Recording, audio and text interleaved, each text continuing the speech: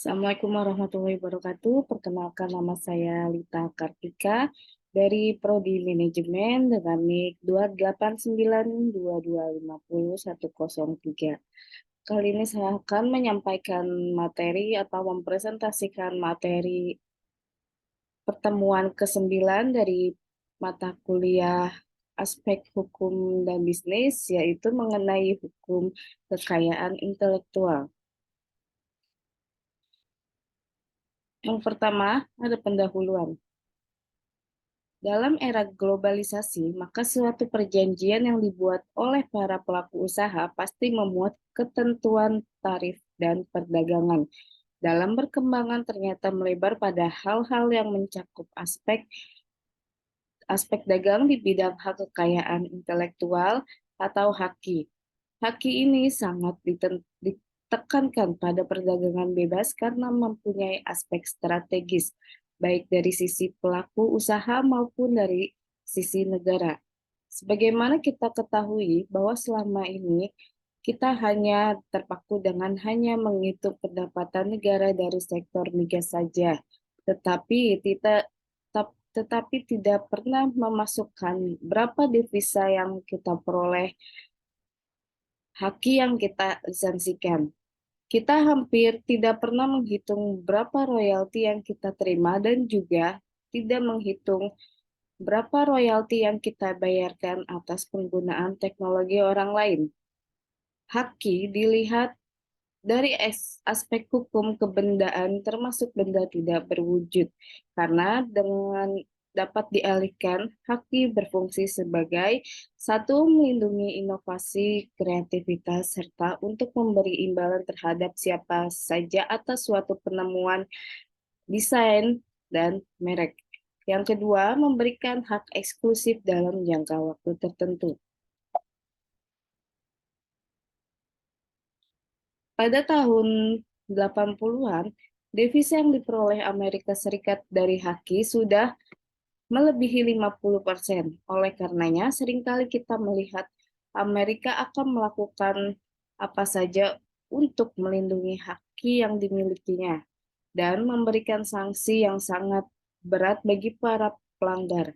Bahkan Amerika pun membuat suatu daftar negara-negara yang tidak melaksanakan haki secara efektif, yang disebut sebagai Priority Watch List. Berdasarkan The TRIPS Agreement, yaitu perjanjian internasional tentang aspek-aspek perdagangan dari haki, maka haki terdiri dari satu, hak cipta dan hak terkait, dua, merek dagang, tiga, indikasi geografis, empat, desain industri, lima, paten, enam, tata letak atau topografi sirkuit terpadu, tujuh, perlindungan informasi rahasia, delapan, kontrol terhadap persaingan usaha tidak sehat dalam perjanjian lisensi. Pendaftaran haki adalah kegiatan pemeriksaan dan pencatatan setiap hak kekayaan intelektual seseorang oleh pejabat pendaftaran dalam buku daftar yang disediakan untuk itu. Berdasarkan pemilik atau pemegang hak menurut syarat-syarat dan tata cara yang diatur undang-undang dengan tujuan untuk memperoleh kepastian status kepemilikan dan perlindungan hukum, dan sebagai bukti pendaftaran, maka diterbitkan sertifikat haki. B. Hak cipta. Hak cipta adalah hak eksklusif bagi pencipta untuk mengumumkan atau memperbanyak ciptaannya dalam bidang ilmu pengetahuan, seni, dan sastra yang antara lain dapat terdiri dari buku, program komputer, ceramah, kuliah, pidato, dan ciptaan lain yang sejenisnya dengan itu, serta hak terkait dengan hak cipta bagi kebanyakan karya cipta berlaku untuk selama hidup pencipta dan 50 tahun setelah meninggal si pencipta. Dalam pasal 12 Undang-Undang Nomor 19 Tahun 2002 tentang Hak Cipta atau UUHC menetapkan ciptaan yang termasuk dilindungi oleh hukum hak cipta di Indonesia adalah satu, buku, program komputer, pamflet, perwajahan atau layout, karya tulis yang diterbitkan, dan semua hasil karya tulis, ceramah, kuliah, pidato, dan ciptaan lain yang sejenis dengan itu. 3 alat peraga yang dibuat untuk kepentingan pendidikan ilmu pengetahuan. 4. Lagu atau musik dengan atau tanpa teks. 5. Drama atau drama musikal, tari koreografi, pewayangan, dan pantomim. 6. Seni rupa dalam segala bentuk seperti seni lukis, gambar, seni ukir, seni kaligrafi, seni pahat, seni patung, kolase, dan seni terapan. 7. Arsitektur. 8. Peta. 9. Seni batik. 10. Fotografi. 11. Terjemahan, tafsir, saduran, bunga rampai, database, dan karya lain dari hasil pengalih wujudan. Di Indonesia, tidak ada ketentuan yang mewajibkan pendaftaran ciptaan untuk mendapatkan hak cipta.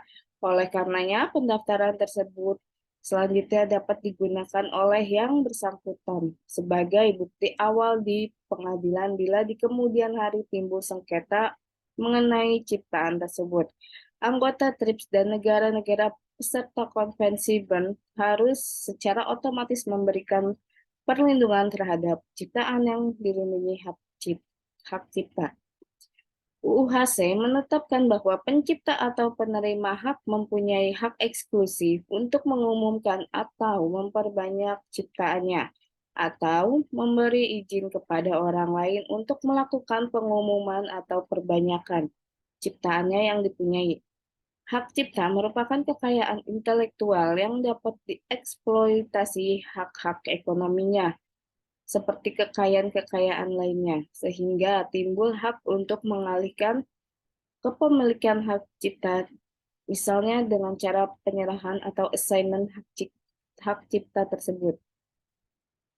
Selanjutnya, UU HC dalam pasal 72 ayat 1 menetapkan bahwa barang siapa dengan sengaja dan tanpa hak melakukan perbuatan mengumumkan atau memperbanyak suatu ciptaan atau menyiarkan rekaman suara dan atau gambar pertunjukan yang dilindungi hak cipta dikategorikan sebagai perbuatan pidana dan diancam dengan hukuman pidana penjara paling singkat 1 bulan atau denda paling sedikit 1 juta rupiah atau pidana paling lama 7 tahun atau denda yang paling banyak 5 miliar. Selain itu, masih terdapat 8 pelanggaran di bidang hak cipta lainnya yang dikenakan sanksi pidana. Dan sebagai penyidik yang diberi wewenang oleh UU-HC melakukan penyidikan untuk kasus pelanggaran hak cipta adalah penyidik, pejabat polisi negara Republik Indonesia atau Polri, dan pejabat pegawai negeri sipil atau PPNS tertentu di lingkungan departemen yang lingkup tugas dan tanggung jawabnya meliputi pembinaan haki.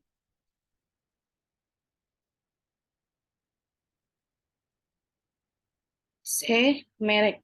Hak atas merek adalah hak khusus yang diberikan pemerintah kepada pemilik merek untuk menggunakan merek tersebut atau memberikan izin untuk menggunakannya kepada orang lain. Dalam hal ini, merek harus didaftarkan terlebih dahulu di dalam daftar umum merek.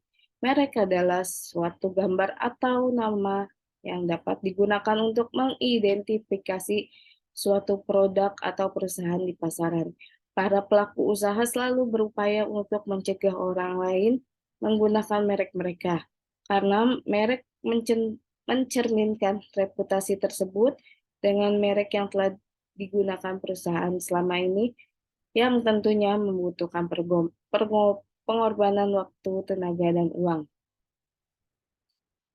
Pasal 1 ayat 1 Undang-Undang Nomor 13 Tahun 2001 tentang merek mendefinisikan merek sebagai sebuah tanda terdiri dari gambar, nama, kata, huruf-huruf, angka-angka, susunan warna, atau kombinasi dari unsur-unsur tersebut yang memiliki daya pembeda dan digunakan dalam kegiatan perdagangan barang atau jasa.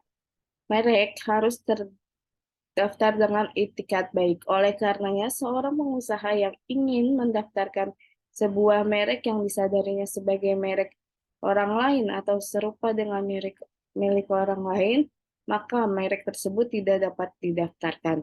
Persyaratan itikat baik juga berarti bahwa untuk didaftarkan, sebuah merek harus dimaksudkan untuk digunakan dalam perdagangan barang dan jasa. Merek harus didaftar dengan baik. Oleh karenanya, pengusaha yang ingin mendaftarkan sebuah merek yang disadarinya sebagai merek lain atau serupa dengan milik orang lain, maka merek tersebut tidak dapat didaftarkan. Persyaratan itikat baik juga berarti bahwa untuk dapat didaftarkan sebuah merek harus digunakan atau dimaksudkan untuk digunakan dalam perdagangan barang dan jasa. Dalam hal ini, merek harus didaftarkan terlebih dahulu di dalam daftar umum merek. 1. Pendaftaran merek. Syarat-syarat permohonan pendaftaran merek pada kantor Haki antara lain, contoh merek yang akan didaftarkan bersama detail warna yang dipakai dalam merek, serta penjelasan mengenai kelas barang dan jasa yang dimohonkan pendaftarannya. Apabila Haki berpendapat berdasarkan ketentuan undang-undang merek tersebut kemudian diumumkan dalam berita resmi merek selama 3 bulan. 2. Jangka waktu perlindungan. Sebuah merek terdaftar dilindungi selama jangka waktu 10 tahun dari tanggal penerimaan. Jangka waktu ini dapat diperpanjang untuk masa yang selama 10 tahun tidak ditentukan dengan pembayaran biaya yang diajukan 12 bulan sebelum merek tersebut berakhir. Merek akan diperpanjang masa berlakunya hanya jika pemilik masih memakai merek tersebut dalam perdagangan barang atau jasa. 3. Pengalihan merek. Merek dapat dialihkan dengan cara-cara pewarisan, wasiat, hibah, perjanjian, atau sebab-sebab lain yang dibenarkan oleh peraturan perundang-undangan. 4. Lisensi merek. Pemilik merek dapat memberikan lisensi kepada orang lain untuk menggunakan merek tersebut dalam perdagangan barang dan jasa. Perjanjian lisensi merek harus didaftarkan dan diumumkan dalam berita resmi merek. Sebuah perjanjian lisensi merek tidak boleh memuat ketentuan-ketentuan yang merugikan perekonomian Indonesia atau menghambat perkembangan teknologi. Jika pemilik asli telah melisensikan mereknya kepada orang lain, dan kemudian merek tersebut digugat karena mirip dengan merek pihak lain, penerima lisensi dari merek tersebut mempunyai hak untuk menggunakan merek tersebut sampai berakhirnya masa lisensi. Namun, penerima lisensi harus membayar royalti kepada pemilik merek yang baru. D. Paten. Menurut Undang-Undang Nomor 14 Tahun 2001 tentang paten, yang dimaksud dengan paten adalah hak eksklusif yang diberikan oleh negara kepada inventor atas hasil invensinya di bidang teknologi, yang untuk selama waktu tertentu melaksanakan invensinya tersebut, atau memberikan persetujuannya kepada pihak lain untuk melaksanakannya. Paten memberikan inventor hak eksklusif untuk mengeksploitasi invensinya secara komersial selama waktu tertentu. Dan oleh karenanya paten juga memberikan hak kepada inventor untuk melarang pihak lain menggunakan dan menjual invensi yang telah dilindungi paten tanpa persetujuan pemegang paten. Untuk memperoleh paten, inventor harus mengungkapkan seluruh rahasia invensinya. Jika inventor tidak berkeinginan untuk mengungkapkan rahasia invensinya, maka sebaiknya inventor tidak mempatenkan invensinya. Dalam hal ini, inventor dapat mencari bentuk alternatif perlindungan yang lainnya, misal rahasia dagang. Invensi yang tidak dapat diberikan paten di Indonesia adalah Satu, jika pengumumannya, penggunaannya, dan pembuatannya bertentangan dengan peraturan perundang-undangan, moralitas agama, ketertiban umum, atau kesusilaan. Dua, untuk metode pemeriksaan, perawatan, pengobatan, dan pembedahan yang diterapkan terhadap manusia atau hewan. Tiga, untuk pengetahuan yang tidak ada kegunaannya secara praktis seperti teori dan metode di bidang ilmu pengetahuan dan matematika. Empat, semua makhluk hidup kecuali jasad training. Lima, proses biologis yang esensial untuk memproduksi tanaman atau hewan, kecuali proses non-biologis atau proses mikrobiologis.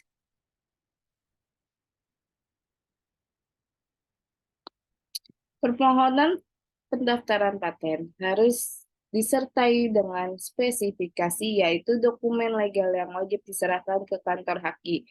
Spesifikasi tersebut akan mengungkapkan rahasia invensi sehingga masyarakat umum dapat mengetahui tentang invensi sehingga masyarakat umum tersebut dan juga menjelaskan berapa luasnya cakupan monopoli yang akan dilindungi paten. Paling lama 36 bulan terhitung sejak tanggal penerimaan permohonan paten. Pemohon dapat meminta agar permohonan patennya diperiksa atau dilakukan pemeriksaan. Keputusan untuk menyetujui atau menolak permohonan paten harus diselesaikan paling lama 3 tahun. Untuk paten bisa terhitung sejak tanggal diterimanya surat permohonan pemeriksaan, dan 2 tahun untuk paten sederhana terhitung sejak tanggal penerimaan.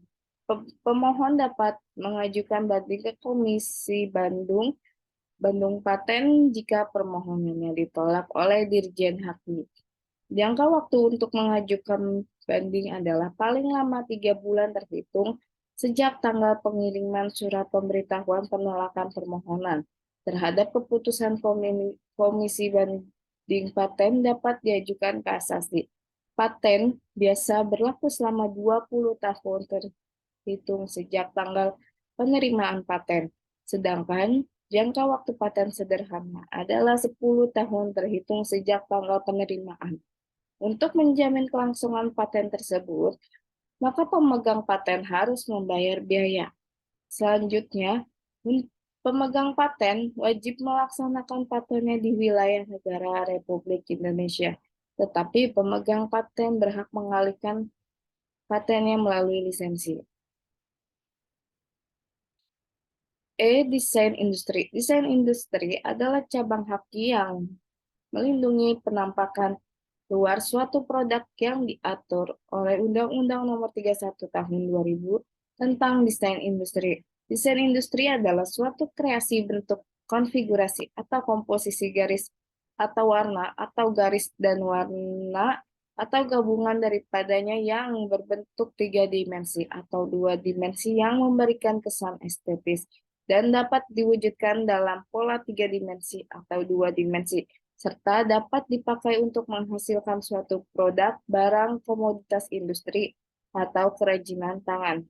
Perlindungan desain memberikan hak monopoli kepada pemilik desain atas bentuk, konfigurasi, pola, atau ornamentasi tertentu dari sebuah desain. Dalam hal ini, hukum desain hanya melindungi penampilan bentuk terluar dari suatu produk. Undang-undang desain industri tidak melindungi aspek fungsional dari sebuah desain, misalnya cara pembuatan produk dan cara kerja yang dilindungi oleh hukum paten. Hak desain industri yang diberikan untuk desain industri yang baru dan perlindungan diberikan untuk jangka waktu 10 tahun terhitung sejak tanggal penerimaan. Permohonan pendaftaran desain industri wajib dilampiri dengan contoh fisik atau gambar atau foto dan uraian desain industri yang dimohonkan pendaftarannya. Surat pernyataan bahwa desain industri dimohonkan pendaftarannya adalah milik pemohon atau milik pendesain. Bila permohonan diajukan oleh bukan pendesain, maka permohonan harus disertai pernyataan yang dilengkapi dengan bukti yang cukup bahwa pemohon berhak atas desain industri tersebut. Permohonan yang telah memenuhi syarat formal akan diumumkan selama 3 bulan terhitung sejak tanggal penerimaan. Selanjutnya, setiap pihak dapat mengajukan keberatan tertulis yang mencakup hal-hal substansi.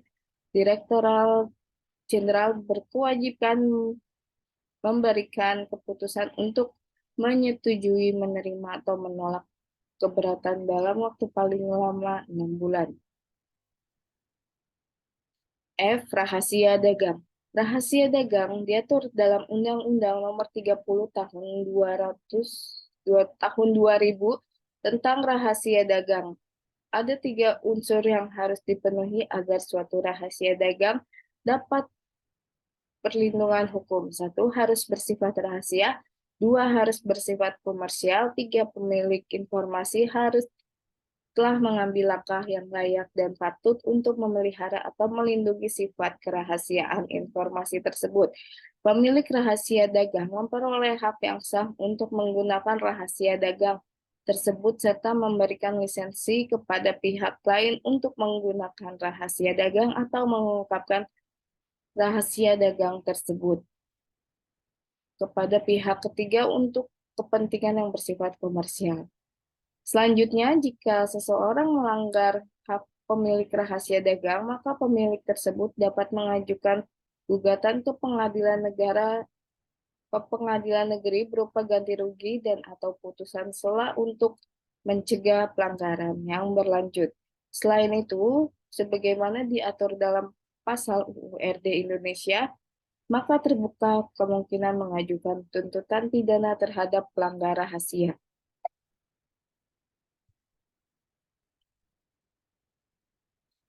Terima kasih atas perhatiannya. Sekian materi yang saya sampaikan.